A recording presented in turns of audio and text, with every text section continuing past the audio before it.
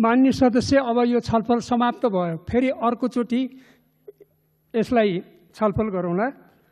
मान्य सदस्यहरू, अब मान्य अर्थमन्त्री डाक्टर युवराज खतिवड़ालाई आर्थिक वर्ष 2077-78 को लागि विनियोजन विधेयकका सिद्धान्त प्राथमिकता सम्बन्धमा कर प्रस्ताव बाहेक माथि छलफल गरियोस् भनी प्रस्ताव प्रस्तुत गर्न अनुमति दिन्छु।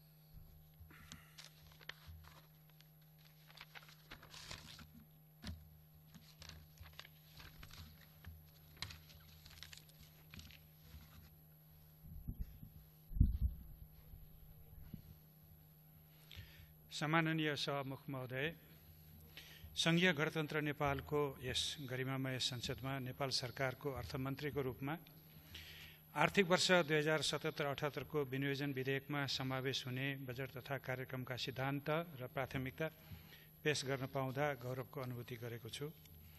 विश्वव्यापी महामारीको रूपमा फैलिएको कोरोना रोगको संक्रमण रोक्ने र अर्थतन्त्रलाई चलायमान बनाइराख्ने चुनौतीहरूको एकै पटक सामना गर्नुपर्ने कठिन परिस्थितिका बीच आगामी आर्थिक वर्षको विनियोजन विधेयकका सिद्धान्त र प्राथमिकता प्रस्तुत गरिरहँदा मैले गहन जिम्मेवारी बोध गरेको छु। यी चुनौतीहरूलाई सम्बोधन गर्दै विकास, सुशासन र समृद्धिको यात्रा सुचारू गर्ने मूल ध्येयका साथ आगामी आर्थिक वर्षको बजेट तथा कार्यक्रमका सिद्धान्त र प्राथमिकता यस सम्मानित संसदमा पेश गर्ने अनुमति चाहन्छु। कोरोना रोगको महामारीबाट विश्वमै ठूलो मानवीय र आर्थिक क्षति भएको छ भने मनोवैज्ञानिक त्रास पनि सृजना भएको छ। कोभिड-19 नाम दिएको यो रोगले सृजना गरेको स्वास्थ्य सङ्कट न्यूनीकरण गर्न चालिएका कदमहरूबाट विश्व अर्थतन्त्र नै प्रभावित हुन पुगेको छ। मानव जीवनमाथिको यो विश्वव्यापी सङ्कटले विकासका सिद्धान्त, मान्यता र प्राथमिकताहरू पुनः परिभाषित हुन थालेका छन्। नेपाल सरकारले कोरोना रोग संक्रमणको जोखिम घटाउन पूर्व सावधानी अपनाए अन्तर्राष्ट्रिय हवाई उडान बन्द गरेको, अन्तर्राष्ट्रिय सीमा नाकाबाट हुने आवत जावत रोकेको र आन्तरिक आवागमनमा समेत रोग लगाएका कारण संक्रमितको संख्या न्यून रहेको छ भने मानवीय क्षति अहिलेसम्म बेहोर्नु परेको छैन। यस विपदको सामना गर्न सबै नेपालीले देखाएको ऐक्यबद्धतालाई सरकारले उच्च मूल्याङ्कन गरेको छ। विद्यमान चुनौती सामना गर्ने क्रममा अभूतपूर्व क्रियाशीलताका साथ जनप्रतिनिधिहरूले नागरिकको सुरक्षा र सेवामा देखाएको तदारुकता र समर्पणबाट संघीयताको औचित्य र महत्त्व स्थापित भएको छ। कोरोनाको संक्रमण जोखिम न्यूनीकरण गर्न अवलम्बन गरिएका राष्ट्रिय तथा अन्तर्राष्ट्रिय कदमहरूबाट देशले गम्भीर आर्थिक समस्याको सामना गर्नु परेको छ। हाम्रो बाह्य क्षेत्रसँगको श्रम, पर्यटन, व्यापार तथा लगानीका क्षेत्रहरूमा कायम रहेको अन्तरआबद्धताको कारण श्रम बजार, निर्माण, उत्पादन, पर्यटक आगमन र आपूर्तिको श्रृङ्खलामा गहिरो प्रभाव परेको छ। अर्थतन्त्रका अन्य क्षेत्र पनि कुनै न कुनै रूपमा प्रभावित भएका छन्। आगामी आर्थिक वर्षको बजेटले वर्तमान सरकारले अघि बढाएको विकास, सुशासन र समृद्धिको मार्गमा कोभिड-19 को कारण परेको असर निराकरण गर्दै अर्थतन्त्रलाई गतिशील तुल्याउनु पर्ने भएको छ। विनियोजन विधेयक 2077 को सिद्धान्त र प्राथमिकता तय गर्दा मैले नेपालको संविधानले परिकल्पना गरेको लोक कल्याणकारी राज्यको अवधारणा, समाजवाद उन्मुख आर्थिक प्रणालीको जग निर्माण गर्नुपर्ने जिम्मेवारी र द्रुत विकासप्रतिको जनआकांक्षालाई प्रमुख मार्गदर्शकको रूपमा लिएको छु। राज्यका निर्देशक सिद्धान्त, नीति तथा दायित्व एवं नागरिकका मौलिक हक कार्यान्वयनमा बनेका कानुनहरूबाट सृजित दायित्वहरूलाई बजेट तर्जुमाको आधारको रूपमा लिइनेछ। जनअनुमोदित वामपक्षीय चुनावी घोषणापत्र, 15 योजनाले लिएका विकासका आवधिक एवं दीर्घकालीन लक्ष्यहरू, मध्यम आय भएको मुलुकमा स्तरोन्नति हुने प्रतिबद्धता र दिगो विकास लक्ष्य हासिल गर्ने हाम्रो राष्ट्रिय रणनीतिसँगै विश्वव्यापी कोरोना महामारीको कारण सिर्जना भएका नयाँ चुनौतीहरूको सामना गर्नेतर्फ विशेष ध्यान दिनेछु। सम्मानीय सभामुख महोदय, अब म यस सम्मानित सदन समक्ष विनियोजन विधेयक 2077 समावेश हुने बजेट तथा कार्यक्रमका सिद्धान्तहरू प्रस्तुत गर्ने अनुमति चाहन्छु।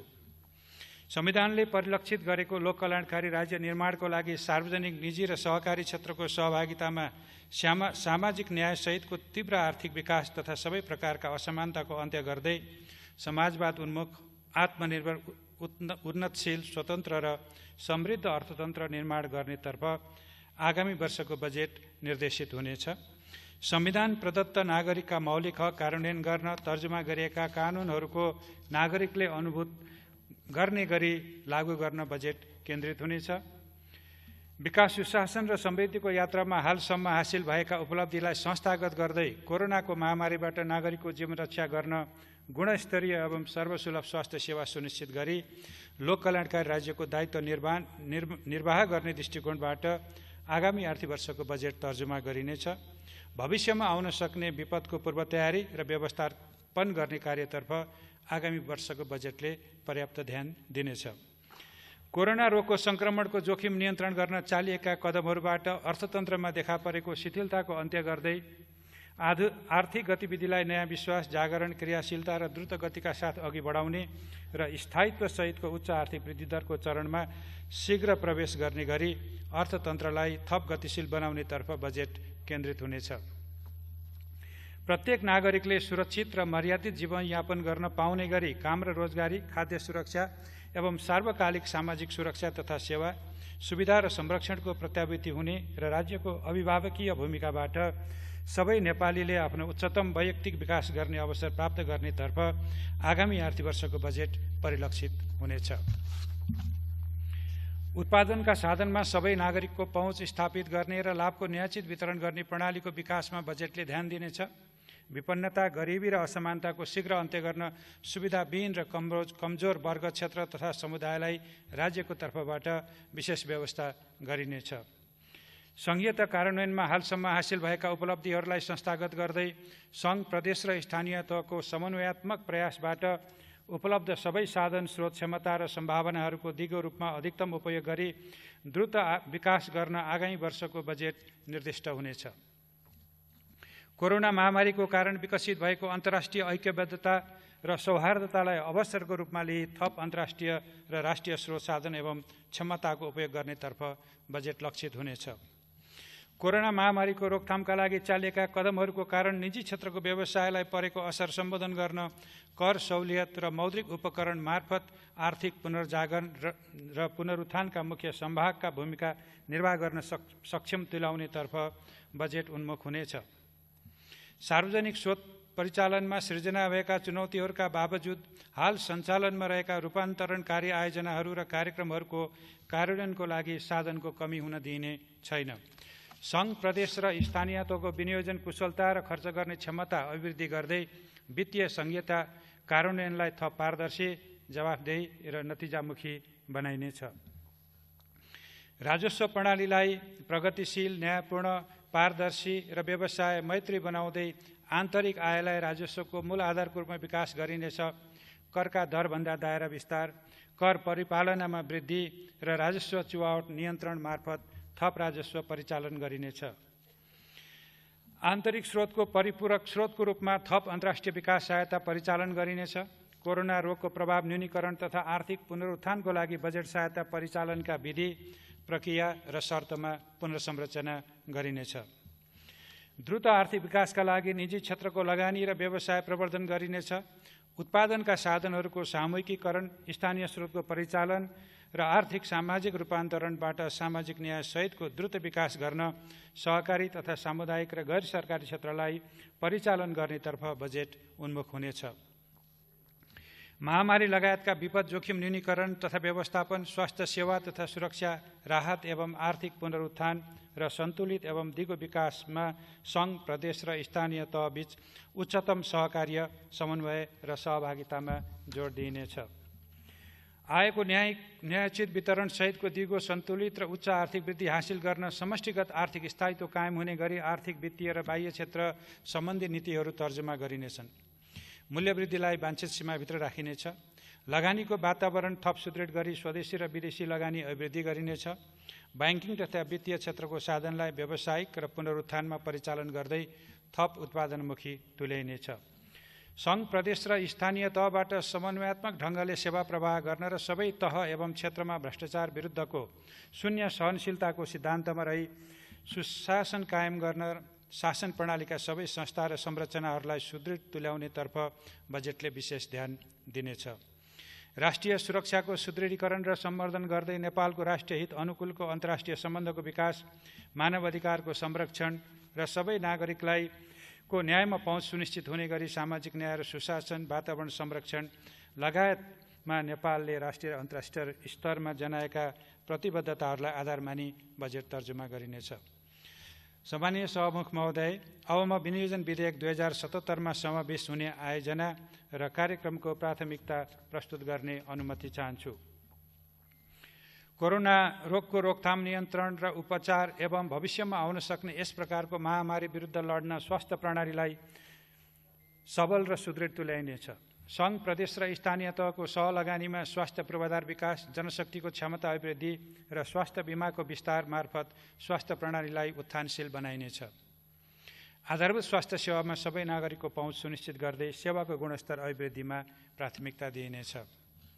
सबै नागरिकलाई साक्षर बनाउने अभियानलाई प्राथमिकता दिइनेछ। गुणस्तरीय र जीवन उपयोगी शिक्षाको अवसर सुनिश्चित गरी उत्पादक नागरिक तयार गरिनेछ। आधारभूत तथा माध्यमिक शिक्षाको गुणस्तर अभिवृद्धि गर्दै माध्यमिक तहमा प्राविधिक तथा व्यावसायिक शिक्षालाई जोड दिइनेछ। उच्च शिक्षालाई गुणस्तरीय बनाइनेछ। युवालाई विकास र सामाजिक रूपान्तरणको संवाहकको रूपमा परिचालन गरी राष्ट्र निर्माणको नेतृत्व गर्न सक्षम तुल्याइनेछ। खेलकुद पूर्वाधार निर्माण र खेलाडीलाई प्रोत्साहित गर्दै यस क्षेत्रको समग्र विकास गरिनेछ।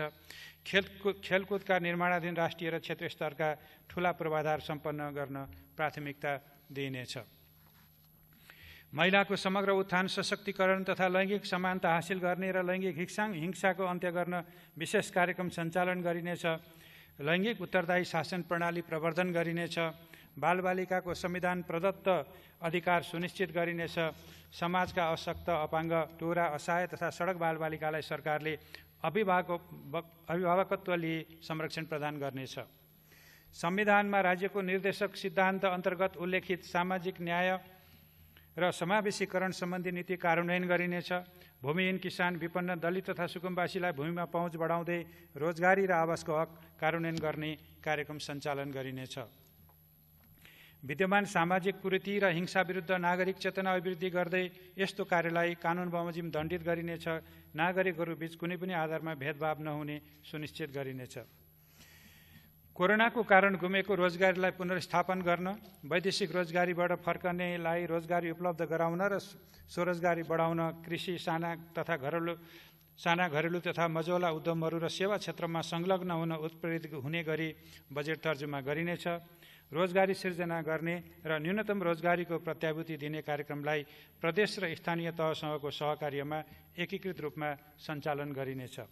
सिपमूलक तालिम मार्फत उद्यमशीलता र स्वरोजगारी सिर्जना गर्दै सबै नागरिकलाई उत्पादनसँग जोड्ने गरी कार्यक्रमहरू सञ्चालन गरिनेछ। श्रमिकको पारिवारिक, सामाजिक र आर्थिक हित बजेटको प्राथमिकतामा रहनेछ। अनौपचारिक क्षेत्रमा काम गर्ने र दैनिक ज्यालामा जीवन निर्वाह गर्ने श्रमिकलाई श्रममूलक प्रविधि मार्फत रोजगारीमा आबद्ध गरी आर्थिक क्रियाकलाप विस्तार गरिनेछ। वैदेशिक रोजगारीमा देखिन थालेको चुनौतीलाई स्वदेशमा काम र रोजगारी बढाई तीव्र आर्थिक वृद्धि गर्ने अवसरको रूपमा उपयोग गर्न एवं अर्थतन्त्रलाई गतिशील बनाउन श्रममूलक उद्योग तथा निर्माणमा थप पुँजी परिचालन गर्न निजी क्षेत्रमा आन्तरिक र प्रत्यक्ष बाह्य लगानीलाई प्रोत्साहित गरिनेछ। सबै नागरिकले राज्यबाट संरक्षित भएको महसुस गर्ने गरी सामाजिक सुरक्षाका कार्यक्रमलाई एकीकृत रूपमा सञ्चालन गरिनेछ। ज्येष्ठ नागरिक, बालबालिका, विपन्न व्यक्ति तथा परिवार र सीमान्तकृत समुदायको सामाजिक संरक्षणको दायित्व राज्यले वहन गर्नेछ। सामाजिक सुरक्षाका कार्यक्रमलाई आर्थिक क्षमताको आधारमा क्रमशः समतामूलक र योगदानमा आधारित बनाइनेछ। नेपाली अर्थतन्त्रको भरपर्दो आधारको रूपमा रहेको कृषिमा टुटेको उत्पादन सम्बन्धलाई कोरोना महामारी पश्चात प्राप्त हुने सम्भावनालाई पुनर्स्थापित गर्ने अवसरको रूपमा लिँदै कृषि क्रान्तितर्फ साधन र स्रोत परिचालन गरिनेछ। कृषि क्षेत्रलाई व्यावसायीकरण र यान्त्रिकरण गर्दै खाद्य सुरक्षा, कृषकको आय स्तरमा सुधार, आयात प्रतिस्थापन र निर्यात प्रवर्धन गरिनेछ। कृषि क्षेत्रमा सिँचाइको व्यवस्था सहित कृषि सामग्री प्रविधि र बजार सुनिश्चित गरिनेछ। भूमि ब्याङ्कको अवधारणा कार्यान्वयनमा ल्याई उपयोगविहीन जमिनको उत्पादनशील उपयोग गरिनेछ। जमिनको चक्लाबन्दीलाई प्रोत्साहित गरी सहकारी कृषक समूह र संस्था मार्फत सामूहिक खेती अभियान सञ्चालन गर्न प्राथमिकता दिइनेछ। निजी क्षेत्रको नवप्रवर्तन, सक्षमता, स्रोत, साधन एवं उद्यमशीलताको पूर्ण उपयोग गर्दै आर्थिक क्षमता बढाउने, थप रोजगारी सिर्जना गर्ने तथा सरकार र निजी क्षेत्रबीच आदर्श साझेदारीको माध्यमबाट राष्ट्रिय पुँजी निर्माणको गतिलाई तीव्रता दिनेतर्फ बजेटले प्राथमिकता दिनेछ। स्वदेशी कच्चा पदार्थमा आधारित उच्च मूल्य अभिवृद्धि गर्ने र निर्यातमूलक उद्योग स्थापना गर्न प्रोत्साहित गरिनेछ। आयात प्रतिस्थापन गर्ने उद्योगहरूलाई संरक्षण गरिनेछ। Hotel, restaurant, airlines, travel, trekking, पर्वतारोहण लगायतको सम्पूर्ण पर्यटन क्षेत्रको पुनरुत्थानलाई उच्च प्राथमिकता दिइनेछ। पर्यटन गन्तव्य र वस्तुलाई विविधीकरण गर्नुको साथै पर्यटन पूर्वाधारको विस्तार गरिनेछ। विमानस्थल निर्माण र स्तरोन्नतिको कार्य अगाडि बढाइनेछ। आन्तरिक पर्यटन र संरक्षित क्षेत्र लक्षित पर्यटनका माध्यमबाट ग्रामीण उद्यम र स्थानीय उत्पादन वृद्धिलाई जोड दिनेछ। भाषा, साहित्य, कला र संस्कृतिको सम्वर्धन र प्रवर्धन गरिनेछ। वन क्षेत्रको दिगो उपयोग गर्न वैज्ञानिक वन व्यवस्थापनको माध्यमबाट वन पैदावारलाई उद्यम र आर्थिक विकाससँग जोडिनेछ। वन तथा वातावरण संरक्षण र जलवायु परिवर्तन न्यूनीकरण र अनुकूलनलाई प्राथमिकता दिँदै विकास आयोजना सञ्चालन गरिनेछ। आधारभूत खानेपानी सेवामा सबै नागरिकको पहुँच एवं खानेपानीको गुणस्तर अभिवृद्धि बजेटको प्राथमिकता हुनेछ। सरसफाइमा हासिल भएका उपलब्धिलाई सुदृढ तुल्याउँदै थप सुधारका कार्य अघि बढाइनेछ। जलस्रोतको दिगो र बहुआयामिक उपयोग गर्ने गरी बजेट व्यवस्था गरिनेछ। प्रतिफलको आधारमा सम्भाव्य देखिएका नदी पथान्तरण आयोजनाको निर्माण सुरु गरिनेछ। नदी नियन्त्रणका आयोजनाहरू व्यवस्थित रूपमा अगाडि बढाइनेछ। नदी नियन्त्रणबाट जमिन उकास गरी त्यसको बहुउपयोग गरिनेछ। आधुनिक र स्वच्छ ऊर्जामा सबै नेपालीको पहुँच स्थापित गर्न सुरु गरिएका आयोजनाहरूको कार्यान्वयनलाई तीव्रता दिइनेछ। जलविद्युत, सौर्य, जैविक, वायु लगायतका नवीकरणीय ऊर्जाको विकास मार्फत दिगो ऊर्जा उपलब्धता र कार्बन उत्सर्जन न्यूनीकरणमा योगदान गरिनेछ। अन्तर्देशीय प्रसारण लाइनको निर्माणलाई तीव्रता दिई विद्युत व्यापारको थप पूर्वाधार तयार गरिनेछ। विद्युत आपूर्तिलाई भरपर्दो बनाई विद्युतको आन्तरिक खपत बढाउन थप प्रोत्साहित गरिनेछ। सडक निर्माणलाई प्राथमिकतामा राखी निर्माणाधीन द्रुत मार्ग, व्यापारिक मार्ग, उच्च गतियुक्त राजमार्ग, शाखा सडक र अन्य रणनीतिक र स्थानीय तहका केन्द्र जोड्ने सडक निर्माणमा आवश्यक स्रोत व्यवस्थापन गरिनेछ। सुरुङ मार्ग, रेलमार्ग तथा जलमार्गका आयोजनाहरूको कार्यान्वयनलाई तीव्रता दिइनेछ। शहरी क्षेत्रमा विद्यमान यातायातको चापलाई व्यवस्थित गरी यात्रुलाई सुविधाजनक परिवहन सेवा उपलब्ध गराउन सार्वजनिक यातायात सेवाको सञ्चालनलाई प्रोत्साहित गरिनेछ। सुरक्षित आवास, महत्त्वपूर्ण सार्वजनिक भवन र अन्य शहरी पूर्वाधारको निर्माण तथा विकासमा जोड दिइनेछ। भूकम्पपछिको पुनर्निर्माणका अधिकांश कार्यहरू आगामी आर्थिक वर्षभित्रै सम्पन्न गरिनेछ। विपद व्यवस्थापनका जिम्मेवार निकायहरूको संस्थागत क्षमता विकास गर्दै विपद व्यवस्थापनमा स्थानीय तहको नेतृत्वदायी भूमिका सुनिश्चित गरिनेछ। सार्वजनिक निर्माणमा संलग्न निकाय तथा निर्माण व्यवसायीहरूको क्षमता विकास र जवाफदेहिता सुनिश्चित गरिनेछ। निर्धारित समय र लागतमा आयोजना सम्पन्न गर्नुका साथै सम्पन्न आयोजनाहरूको गुणस्तर कायम गर्न आयोजना तर्जुमा, कार्यान्वयन र अनुगमनलाई प्रभावकारी तुल्याइनेछ। हाल उत्पन्न भएका विकासका नयाँ चुनौतीहरूलाई ध्यानमा राखी सञ्चालनमा रहेका र 15औं योजनामा प्रस्तावित कतिपय आयोजनालाई पुनः प्राथमिकीकरण गरी बजेट तर्जुमा गरिनेछ। सार्वजनिक स्रोत साधनको अधिकतम सदुपयोग हुने गरी बजेट अनुशासन कायम गर्ने, आर्थिक कार्यविधि तथा वित्तीय उत्तरदायित्व कानुन बमोजिम बजेट व्यवस्थापनमा जिम्मेवार पदाधिकारीलाई नतिजाप्रति प्रत्यक्ष उत्तरदायी बनाउने र प्रत्येक आयोजनाको नतिजा सूचकको आधारमा उपलब्धि सुनिश्चित हुने गरी बजेट तर्जुमा गरिनेछ। आम सञ्चार जगतलाई व्यावसायिक र मर्यादित तुल्याउँदै संविधान प्रदत्त स्वतन्त्रताको निर्वाध उपयोग गर्न सक्षम बनाइनेछ। डिजिटल नेपाल फ्रेमवर्कको कार्यान्वयनलाई एकीकृत र समन्वयात्मक रूपमा अगाडि बढाइनेछ। साइबर सुरक्षा सुनिश्चित गरी विद्युतीय कारोबारको विस्तार गरिनेछ। दूरसञ्चार सेवालाई गुणस्तरीय र सर्वसुलभ बनाइनेछ। वित्तीय स्थायित्व कायम गर्दै वित्तीय साक्षरता र पहुँच अभिवृद्धि गरिनेछ। व्यावसायिक लागत न्यूनीकरणलाई प्राथमिकता दिँदै वित्तीय साधनहरू उत्पादनमुखी बनाइनेछ। बीमा तथा पुँजी बजारको दिगो विकासका लागि संस्थागत र प्रणालीको सुधारमा जोड दिइनेछ। नयाँ लगानीका नयाँ र वैकल्पिक वित्तीय उपकरणहरू प्रयोगमा ल्याउन प्रोत्साहित गरिनेछ। लगानीको वातावरणलाई थप सहज तुल्याई नेपाललाई प्रतिस्पर्धात्मक लगानी गन्तव्यको रूपमा स्थापित गरिनेछ। सार्वजनिक खर्चको प्राथमिकीकरण गरी चालु आयोजनाहरू शीघ्र सम्पन्न गर्ने र अति आवश्यक भए मात्र नयाँ आयोजनाहरूमा बजेट समावेश गरिनेछ। प्रदेश र स्थानीय तहमा हस्तान्तरण भइगएका आयोजनाहरू सम्पन्न गर्न स्रोत व्यवस्थापन गरिनेछ। सार्वजनिक खर्चमा मितव्ययिता कायम गरिनेछ। प्रदेश तथा स्थानीय तहको संस्थागत क्षमता विकास गरी आन्तरिक स्रोत परिचालनमा दक्षता ल्याइनेछ। विद्यमान अवस्थामा प्राप्त हुने विदेशी सहायतालाई स्वास्थ्य पूर्वाधार, आर्थिक पुनरुत्थान र दिगो पूर्वाधार निर्माणमा परिचालन गरिनेछ। सहायता परिचालन गर्दा निजी क्षेत्रको समेत सहभागिता बढाउने गरी कार्यान्वयन ढाँचा तर्जुमा गर्ने र गैर सरकारी संस्थाहरू मार्फत परिचालन हुने स्रोतलाई भौगोलिक र आर्थिक तथा सामाजिक विकासको आवश्यकताको आधारमा प्राथमिकीकरण गरिनेछ। आन्तरिक राजस्व परिचालन अभिवृद्धि गर्न करको दायरा र कर सेवाको पहुँच विस्तार गरिनेछ। कर प्रशासनको संरचना विस्तार, कर सचेतना अभिवृद्धि र कर कानुनको परिपालनमा जोड दिइनेछ। कर प्रणालीलाई थप सरलीकरण गरिनेछ। विद्युतीय प्रणालीबाट राजस्व भुक्तानी गर्न प्रोत्साहित गरिनेछ। राजस्व चुहावट नियन्त्रण थप प्रभावकारी बनाइनेछ।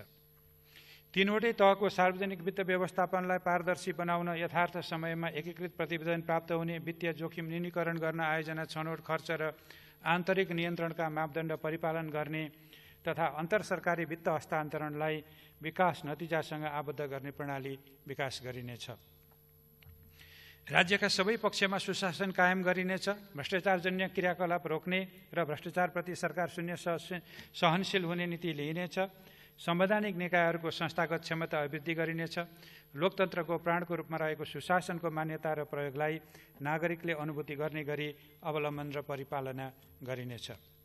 राष्ट्रिय सुरक्षा प्रणालीलाई सुदृढ बनाइनेछ। सुरक्षा निकायको आधुनिकीकरण गर्दै यस क्षेत्रलाई व्यावसायिक तुल्याइनेछ। सीमा सुरक्षा, कानुनको पालना र शान्ति सुरक्षा कायम गर्न सुरक्षा निकाय परिपालन गरिनेछ। परराष्ट्र नीतिलाई राष्ट्रिय हित, पारस्परिक लाभ र सम्मान, अन्तर्राष्ट्रिय प्रतिबद्धता तथा दायित्व र न्यायमा आधारित हुने गरी सञ्चालन गर्न आवश्यक स्रोत र साधनको व्यवस्था गरिनेछ। राजधानी प्रवेशाज्ञा प्रणाली आधुनिकीकरण गर्न प्रविधिको प्रयोगलाई प्राथमिकता दिइनेछ। समग्रमा आगामी बजेट मूलतः कोभिड-19 को कारणबाट परेको बहुपक्षीय असरको निराकरण, पूर्वाधारसहितको गुणस्तरीय स्वास्थ्य सेवाको विस्तार, निजी क्षेत्रका लागि प्रोत्साहनसहित आर्थिक पुनरुत्थान, राष्ट्रिय पुँजी निर्माणमा प्रोत्साहन, थप काम र रोजगारीको सिर्जना, सार्वकालिक सामाजिक सुरक्षा र संरक्षण, सार्वजनिक सेवाको सहज उपलब्धता, सबै क्षेत्रमा आधुनिक प्रविधिको विस्तार, नागरिक सेवा र सुशासन मार्फत सामाजिक न्यायसहितको समृद्धि हासिल गर्नेतर्फ उन्मुख हुनेछ। सम्माननीय सभामुख महोदय, वर्तमान सरकार गठन भएपछि राज्य पुनर्संरचनाका सम्पूर्ण कार्य सम्पन्न भई संघीयता संस्थागत भएको छ।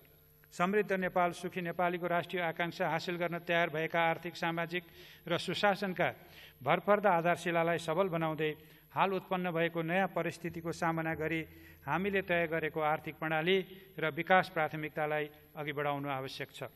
हामीले हासिल गरेको युगान्तकारी राजनीतिक परिवर्तन, संघीय लोकतान्त्रिक गणतन्त्र, राजनीतिक स्थायित्व र हालसम्मको विकास प्रयासको प्रतिफल जनताको जीवनस्तरमा प्रतिबिम्बित हुनुपर्छ भन्ने म ठान्दछु। सरकारका गत 2 वर्षका आर्थिक नीति कार्यक्रम एवं बजेटबाट विकासले गति लिनुका साथै आम नागरिक, व्यवसायी, लगानीकर्ता र विकास साझेदारहरू समेत उत्साही भएको अवस्थामा कोरोना रोगको कारण केही शिथिलता देखिए पनि भूकम्पपछि छिट्टै उठे चाहिँ हामी फेरि माथि उठ्ने नै छौँ। आगामी आर्थिक वर्षको बजेट यसै लक्ष्यमा अघि बढ्ने प्रतिबद्धता म यस सम्मानित संसद समक्ष व्यक्त गर्न चाहन्छु। मैले यस सम्मानित सदन समक्ष पेश गरेको विनियोजन विधेयक 2077 मा समावेश हुने बजेट तथा कार्यक्रमका सिद्धान्त र प्राथमिकतामा मान्य सदस्यज्यूहरूबाट गहनतम छलफल भई आगामी आर्थिक वर्षको बजेट निर्माणमा रचनात्मक र सामयिक सुझाव प्राप्त हुने अपेक्षा गरेको छु। मान्य सदस्यज्यूहरूबाट प्राप्त हुने सुझावहरूलाई आगामी आर्थिक वर्षको बजेट निर्माण गर्दा मार्गदर्शनको रूपमा लिने प्रतिबद्धता समेत व्यक्त गर्न चाहन्छु। धन्यवाद। सम्माननीय सभामुख महोदयको अनुमतिले अब 2077-78 का लागि विनियोजन विधेयकका सिद्धान्त र प्राथमिकता सम्बन्धमा कर प्रस्ताव बाहेक माथि छलफल गरियोस् भनी प्रस्ताव गर्दछु। धन्यवाद।